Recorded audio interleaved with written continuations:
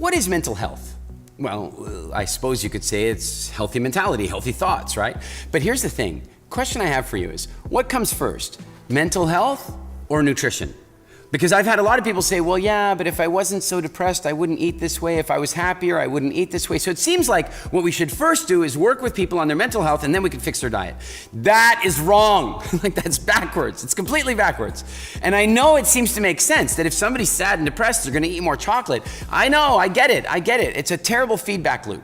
Somebody is feeling yucky, and then they eat something that spikes their blood sugar and then causes them to feel yucky again. So then they eat more of that thing, and the cycle continues.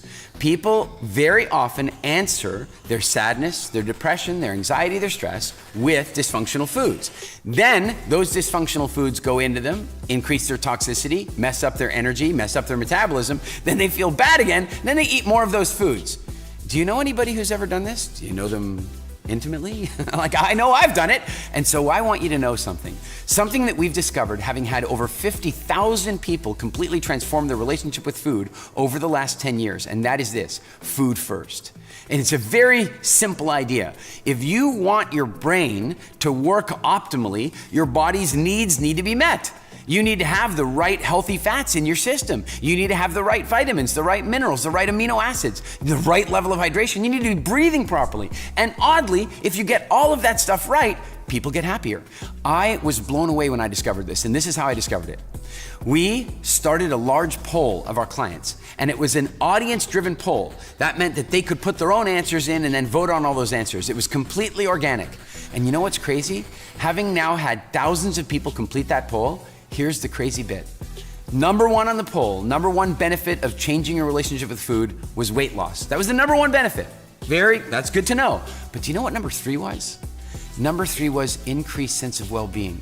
My depression is over. My long-term sadness is over. I am happy again for the first time in 10 years. Those are the comments we're getting from people. And very commonly, people coming to us and saying, I've just spoken to my doctor and I'm coming off my meds. I no longer need to take my antidepressants.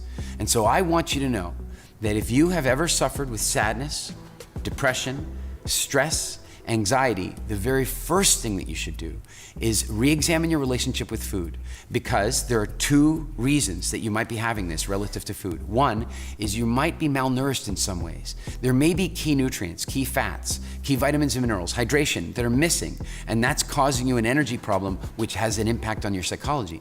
The other problem might be that there are chemicals, preservatives and stimulants and things that are triggering your psychology, causing a sense of anxiety. And so what's amazing is that when you get those things right, you will find that you just start to feel better. And you might end up having a conversation just like one of my clients who went to a psychiatrist and said, I'm a bit worried. I feel different. How do you feel? I don't know. It's like I feel like I have more energy and the world seems a little bit brighter and I laugh at stuff.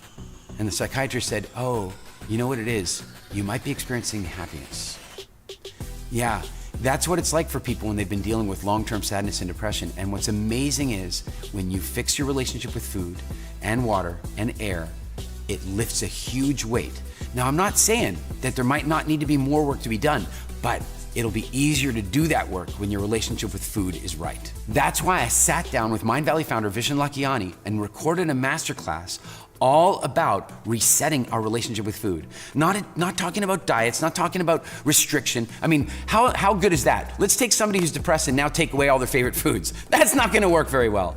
Instead, what we've done is created a masterclass that talks about how to manage cravings, how to be conscious of them, how to understand the core hungers the body feels, and how to address them in the most functional ways without having to rely on a bunch of willpower. So join the masterclass right now. Spend this time with me and Vishen, and you will see food, psychology, and mental health completely differently, and you might just turn an entirely new page.